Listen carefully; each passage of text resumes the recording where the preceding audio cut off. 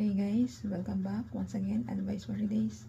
Huwag gumawa ng mga kalaswaan. Bakit po? Nasa 10 utos po yan.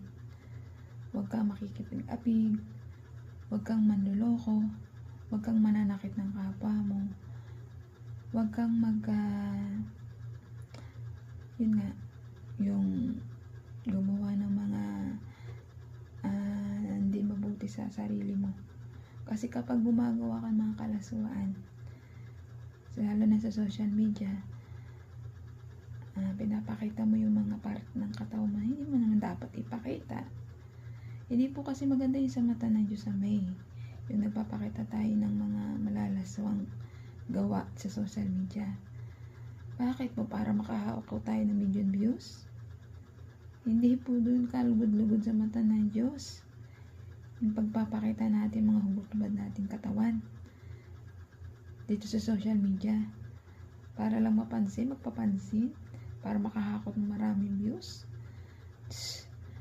Hindi po yun maganda kasi nahihila kayo sa marumi o iisipin ng mga tao na ang babaeng ito nagpapakita ng kanila. Oo, pagpalagay na natin na hilig nyo yun kasi nakagawian nyo na hindi kayo komportable kapag ganito kayong suot sa akin, naiinitan kayo.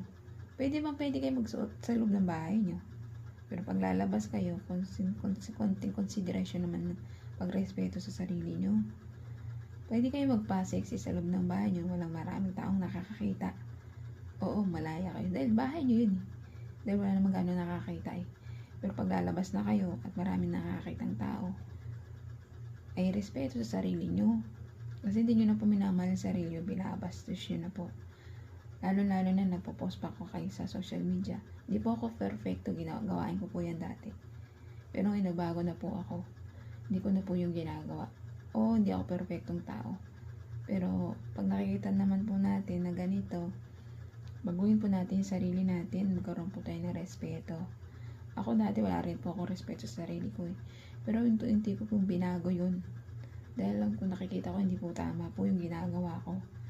Dahil lang po na parang hindi ko na po siyang ginagalang yung respeto yung sarili ko. Magkaroon po tayong respeto sa sarili natin. Kapag po tayo may respeto sa sarili natin, nagiging matuwid po tayo, nagkakaroon po tayong Diyos Ama sa ating pagkatao. Hindi po natutuwa ating Diyos Ama sa pinagagawa nating mga kalaswaan sa social media, paghuhubot-hubad natin sa social media. Hindi po maganda yun. At pagsusuot natin, pagpapakita natin mga dede natin ulit.